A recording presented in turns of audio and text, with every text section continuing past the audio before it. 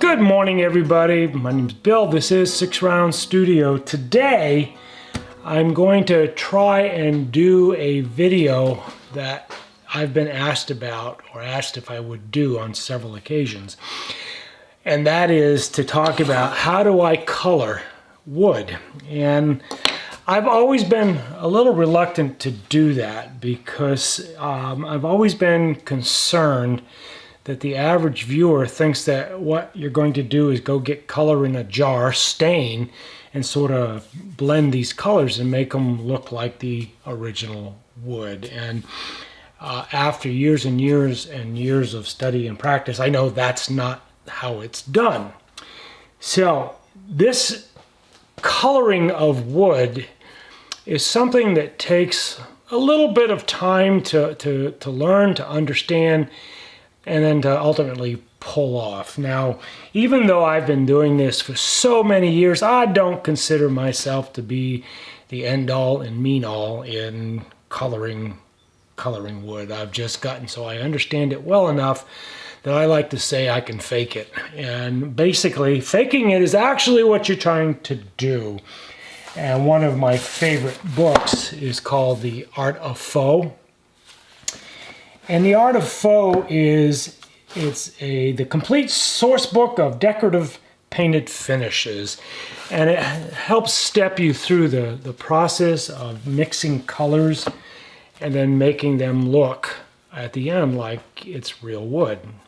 But before you even get to that point, having a good solid understanding of color I think is always critical. Now, I don't want to get all hoity-toity on you, but literally I have spent several years, no, literally I've spent years sort of studying color. And for instance, right down to, do you understand where the color comes from? How is it made?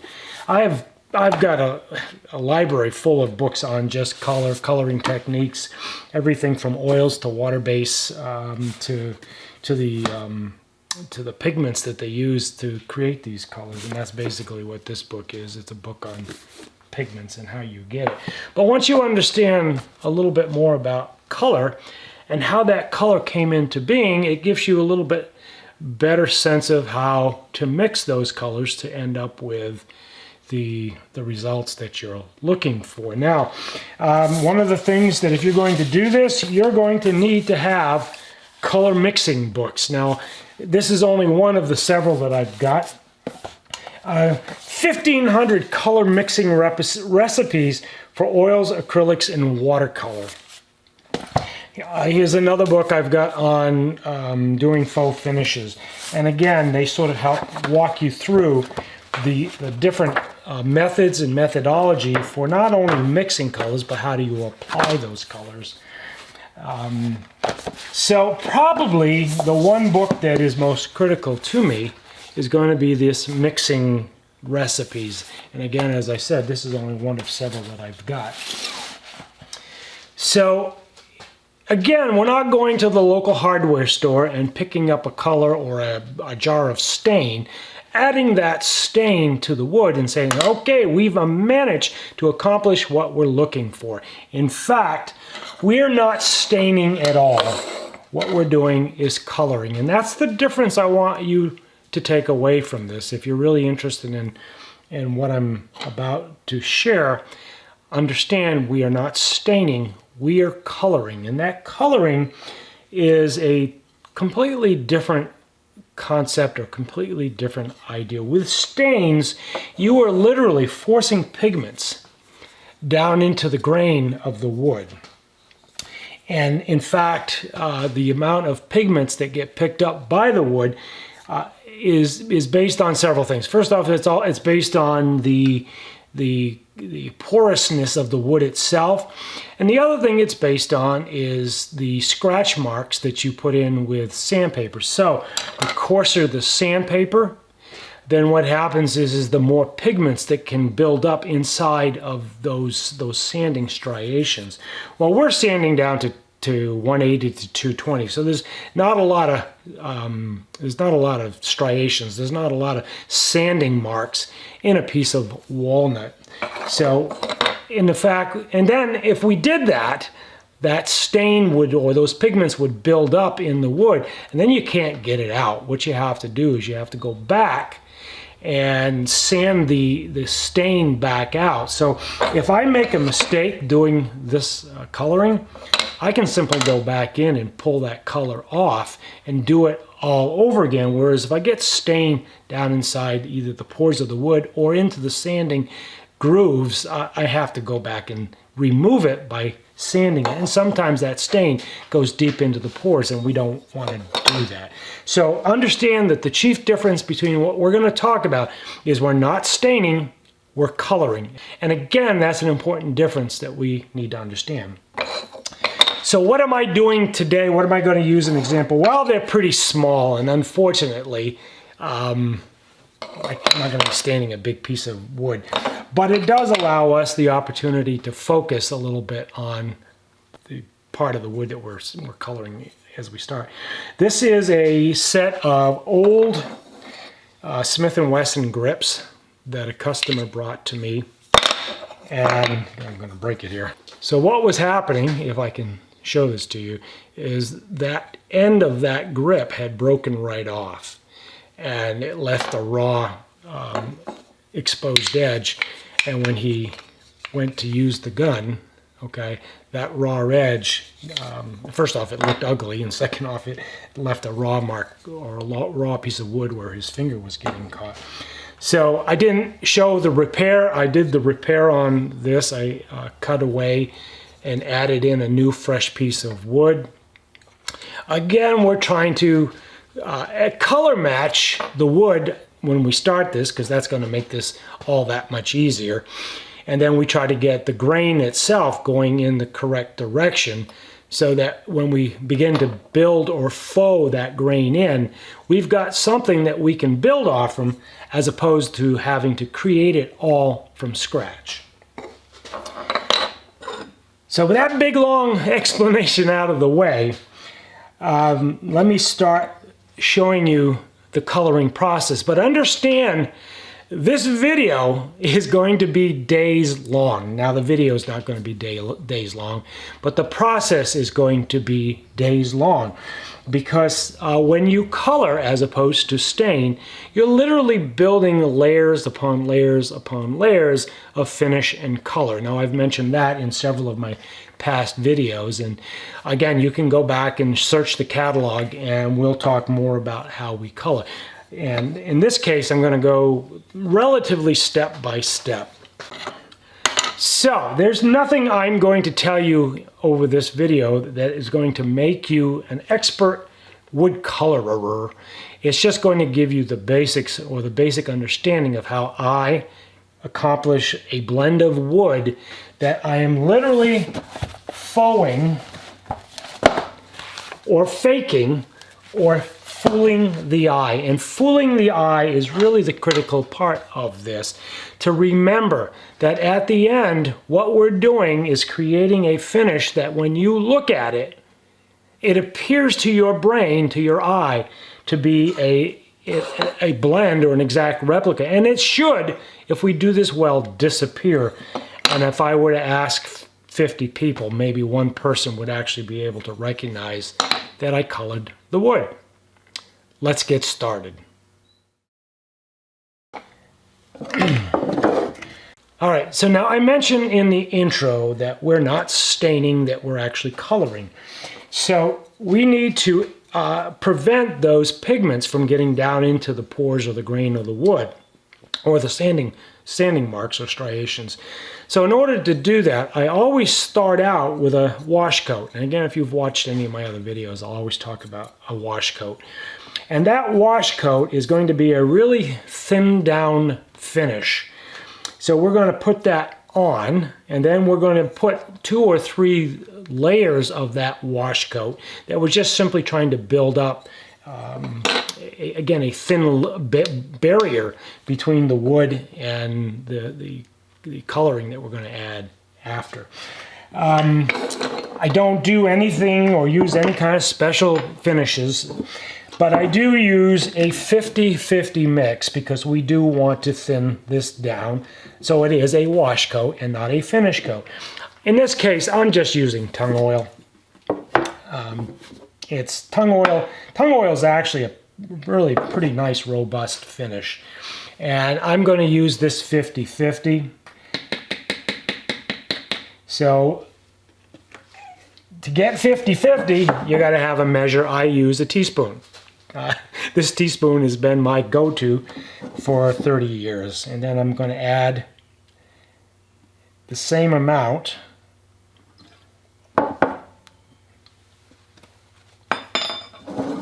of mineral spirits. So mineral spirits is a good solvent for using with finishes. Whereas mineral spirits flashes off very slowly, so it does thin the finish, but again it dries slowly, and that's our objective. So this is day one, and we're going to add a thinned down wash coat of tung oil. Now, one thing to be clear of, most of these stocks, or most of these pieces of wood, when they were originally finished, almost no manufacturer colors their wood. They may color white spots or spots that are not attractive when you're looking at it. So simply by adding the wash coat, it actually brings back a lot of that original color. But the problem is that over the years, the original finish is affected by UV rays, by daylight, so it begins to darken.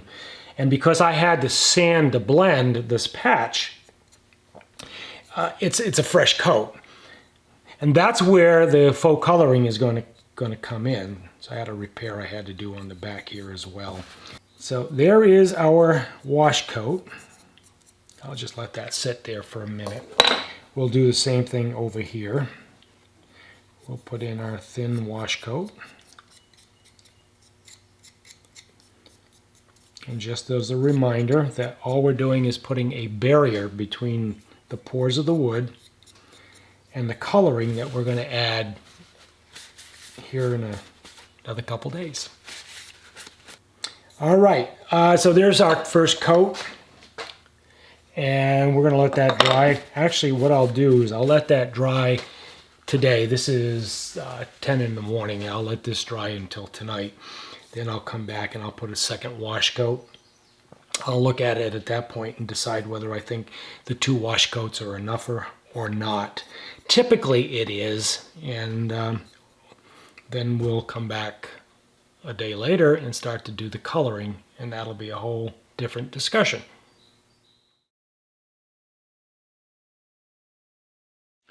All right, we're 2 days down the road. We have 2 wash coats on, which is going to be satisfactory for these grips. The next thing we're going to do is we're going to actually start applying the color to the grips. Now this is going to be done in multiple stages.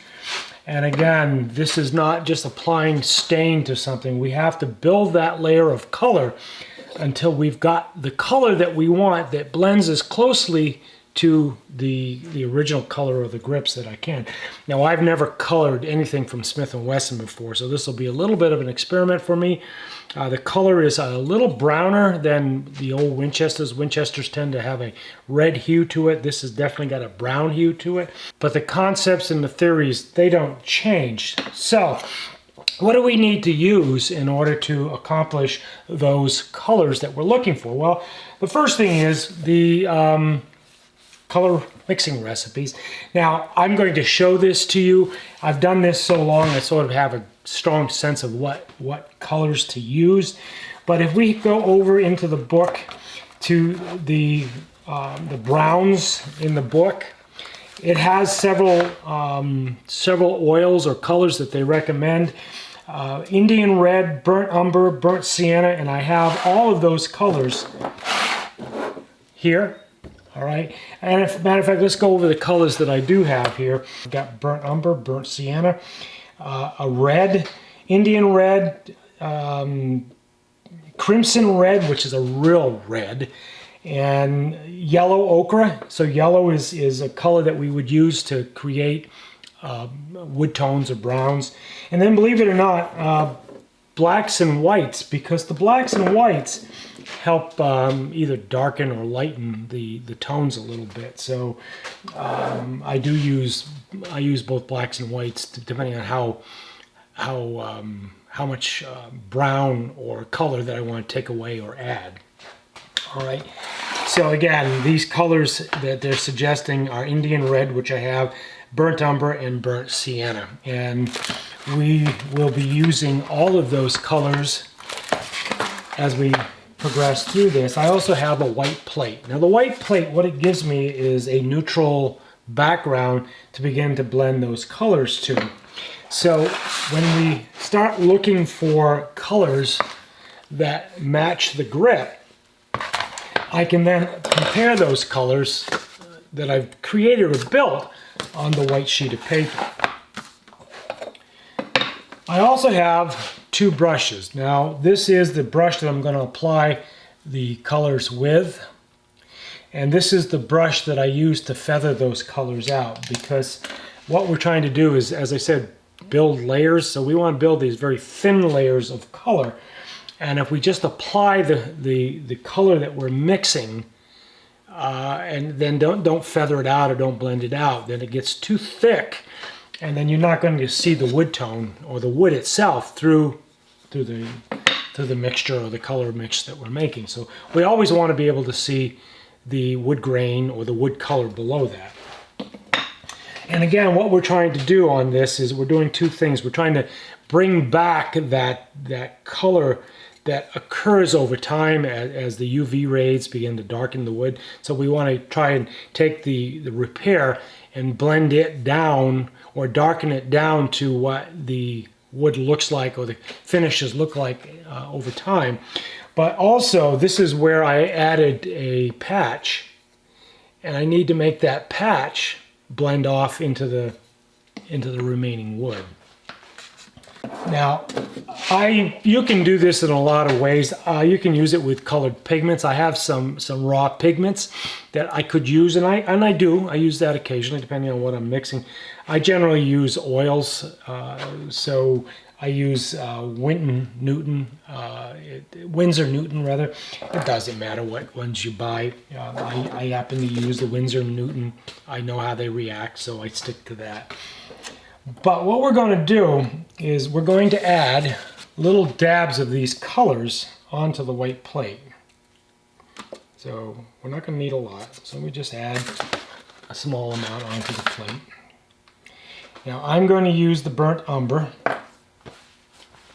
I will put a little burnt sienna, because it's a little bit, if you can see, it's a little bit browner than the burnt umber, which is a darker color. And then I'm going to just start with white, because I'm going to want to be able to tone that down a little bit. And because the recipe calls for it, I will put a little Indian red in the on the plate. I don't know that I'll use it, but it's there if I need it. We can't apply the oil pigments directly to the wood. We have to build a film, so we need a binder. And that binder, again, when we add the oils to the finish, it gives us something that we can use our brushes and to build that film out. Now we're not doing artwork, so we're not doing a painting, so we're not just applying the oils directly to the canvas. So we have to thin it down. We have to get it like a stain, but we have to thin it down so that we can apply it in these thin films or these thin layers. How do we do this? There's all kinds of binders or all kinds of finishes you can use.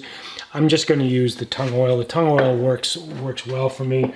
Windsor Newton has refined linseed oil. So linseed oil is another binder that you can use. The linseed oil has a little bit different color. It has a little bit different drying process to it. So I prefer the tung oil or a varnish that I mix up.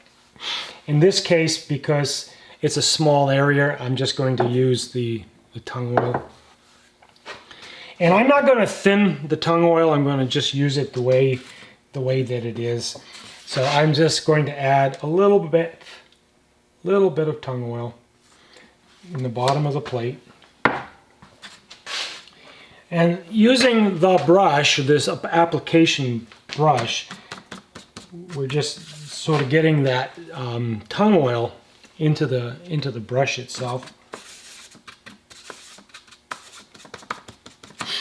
Then we got to build our colors. We have to design our colors. We have to put our color pigments together until we get something that is relatively close to the wood itself.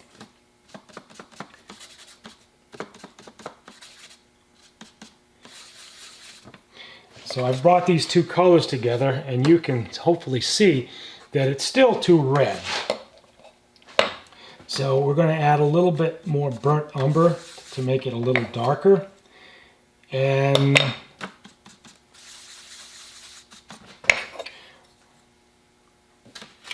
so at some point we're going to have this at a color that we like. And then we're just going to apply that layer onto the repair itself. And again, we don't want to leave it just the way it is, so we start to feather it out.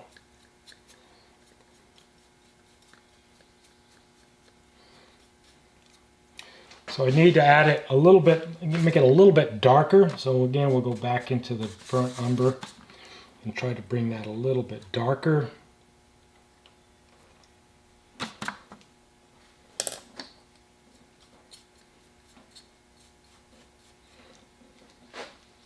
Okay, that's actually pretty nice. But remember, we're building this one layer at a time. So we're building that layer up. We're bringing that color up to what we're looking for. We're not trying to get it all at one time.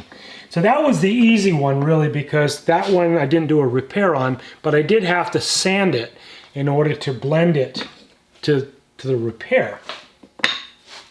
This is where it gets a little more interesting.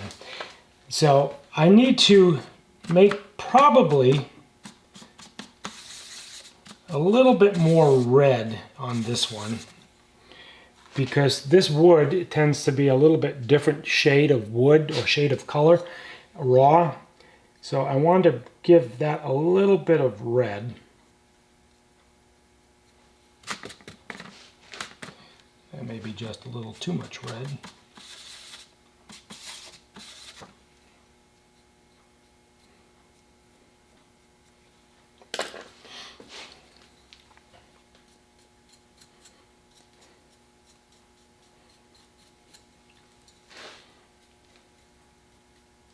Oh, that came out really good. I'm happy with that. Really, so we've brought that red in, but I've still got this section down in here, which is the original wood.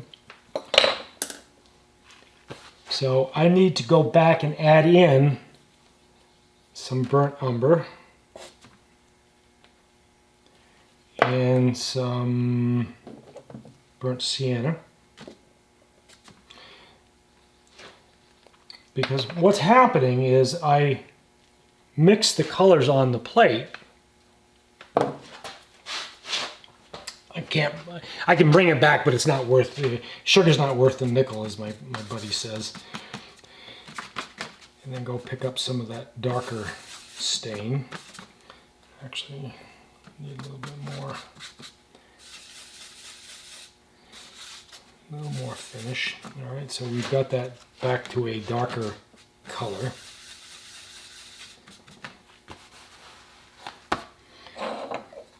And we've got this repair so that it's blended in pretty nicely.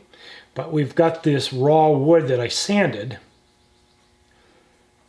when I was blending the repair, that we now have to color that to the original color like we did on the other grip. And then we just feather it out.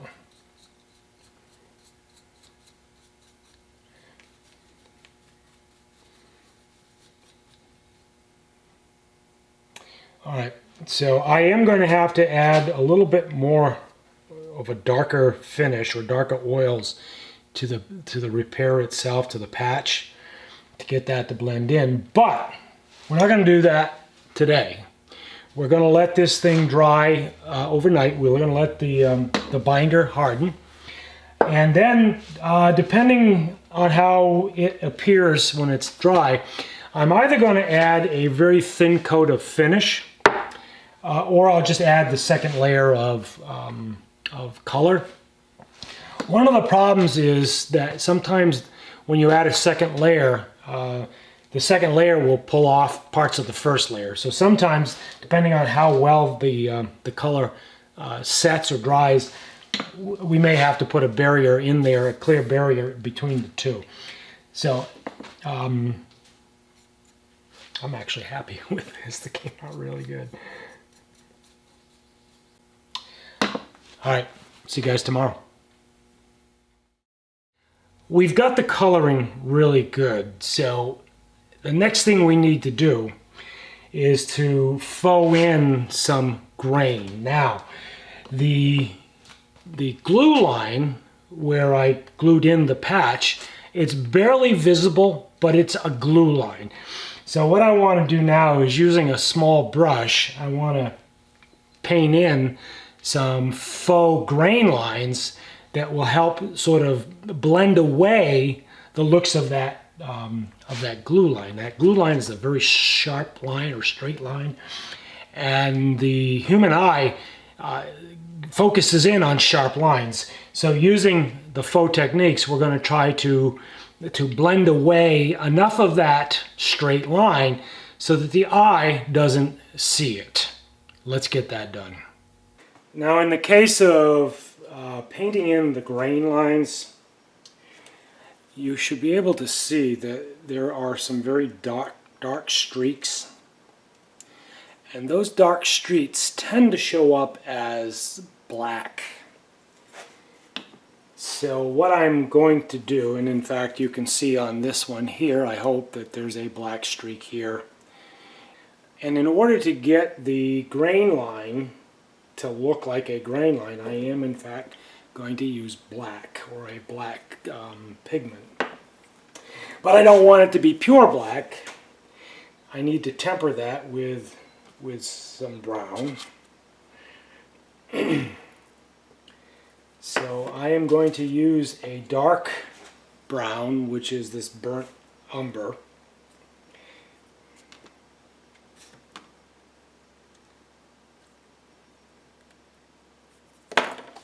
And hopefully you can see those two colors together. There's the black and there's the burnt umber.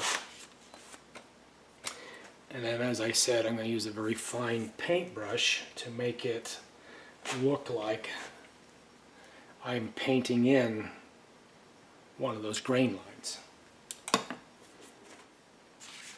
I need the binder, so we'll use a little bit of tung oil. Same process. I'm going to use a heavier brush to mix the oils.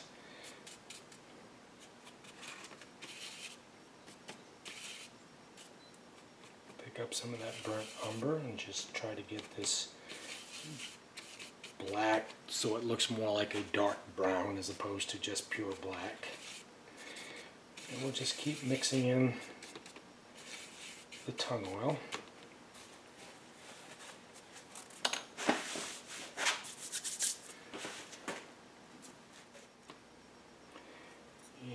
And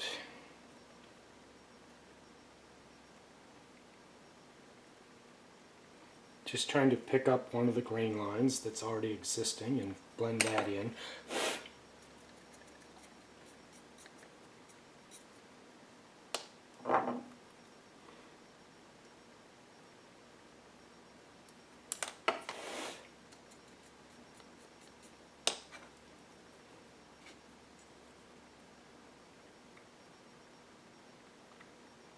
Just following the glue line and allowing that pigment, or that colored finish or grain finish, to spread out.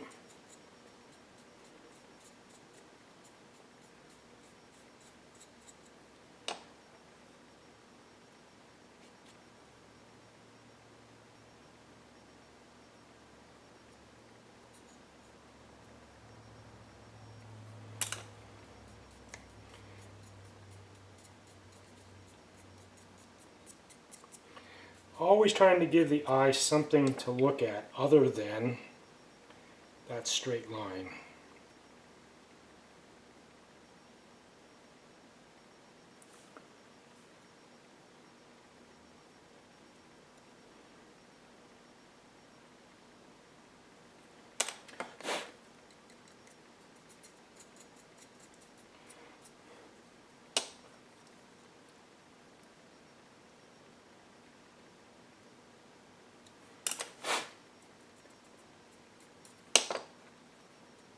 I can't even see it myself now. Oh shoot.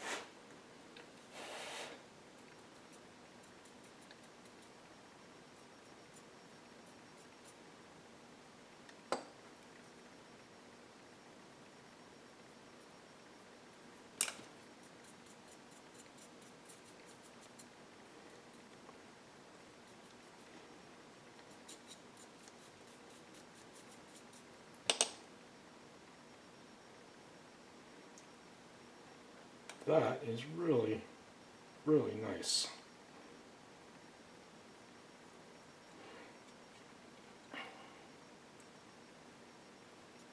That is really, really nice.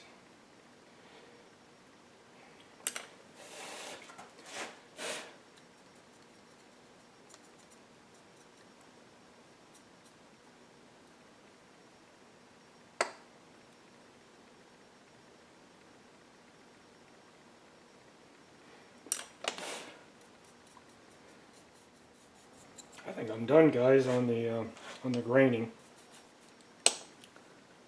All right, let me show you a close-up.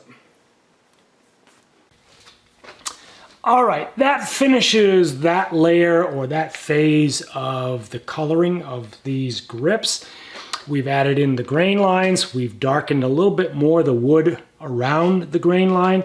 Again, always trying to reduce the straight lines that the human eye focuses in on.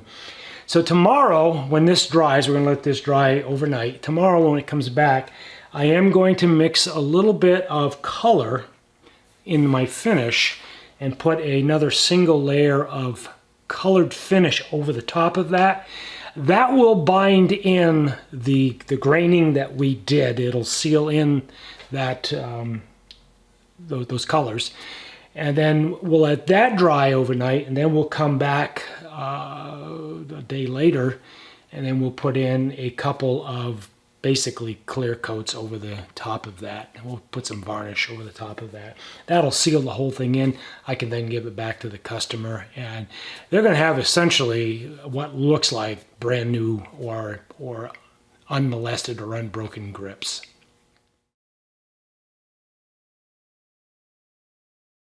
So the last thing to do is to put on the final finish coat, and I mentioned yesterday that the finish coat is going to help seal in the faux coloring that we did, the graining that we did. I decided this morning that I wasn't going to put on multiple finish coats. This looks really good the way it is. So instead, I'm going to put on 2 color coats of finish. So today what I want to do is mix in a little bit of color into my secret sauce finish, and then we'll just add in that finish through the entire grip and blend it off, and we're going to just leave it right there because I think this is where we need to be. So there's actually really nothing wrong with the varnish that I mixed up. It's got a kind of a golden hint to it, which is okay. But what I want to do is just bring a little bit of that color back. Remember what I said, that the wood darkens over time with the UV light. UV rays tend to darken the wood and the finish over time. And these grips are fairly old, and I want to take that patch or that repair and sort of seal it in with a color or a color finish. So I want to mix in some color that enhances that darkened finish or wood that occurred over time. Now I've got to be very, very careful because I've probably only got a teaspoon of finish in here. And I'm going to add very, very small amounts of pigments. So the first thing I'm going to add in is the burnt sienna. And I have to be very, very careful. I don't know if you can see this or not, but there's very little pigment on that spatula. And we're going to mix that in just to bring in a little bit darker tone to the finish. And it actually starts to get a little opaque when we do this, which is all right. And I don't know if you can see how it's gotten a little opaque. You know, it's in a brown tone. But I'm also going to add in just a touch of Indian red. Again, being very, very careful. Now that Indian red does have a brownish hint to it, so we'll add in that Indian red. And again, we're just mixing it up so that we just begin to see that red. I'm actually not mixing it all in just until I see the color of the finish begin to turn red. And we want to mix it well enough so that the pigments begin to become a part of the finish itself, or it begins to disperse itself through the finish completely. Because at this point we are adding finish, but we've just given that finish a little bit darker, redder appearance. It will be transparent when it goes on the wood. So hopefully you can see that color.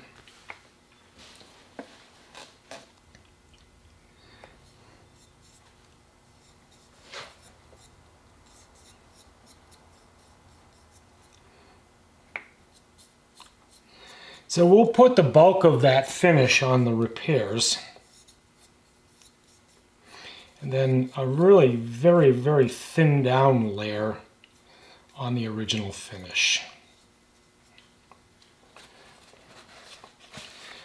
And once we've begun to put the finish on, we want to keep our fingerprints off because obviously the fingerprints will look like fingerprints in the finish. All right, and I do wipe it all back off again. If you've watched me do any finishing videos on gun stocks, you'll notice that I do multiple layers of finish, sometimes 12 or 14 layers, maybe even more. I'm not going to put that many on here. I'm just going to do a couple seal coats or a couple seal coat finish seal coats.